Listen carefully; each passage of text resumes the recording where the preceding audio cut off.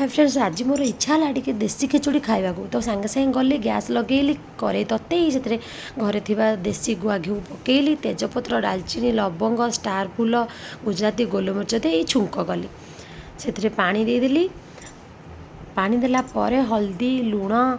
से चीनी चीनी अल्प देली टे बास्ना हाँपाई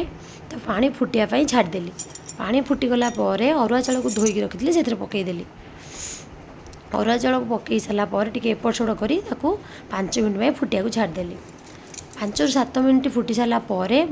मुग डाली धोईकी रखी से पकईली खेचुड़ी मुगटा मन रखिथे मेन बहुत बास्ना दिए तो मुग डालीटा पकई सारापर पुणी घोरे भी छाड़देली 5 मिनट 5 मिनट पर देखो दर फुटिला होगला चाउल आ बाकी जो तक नड़िया रखिथे सहित पकईदेवा आवश्यकता अनुसार चीनी आउ पकेबे जदि आप मीठा खाइबे ना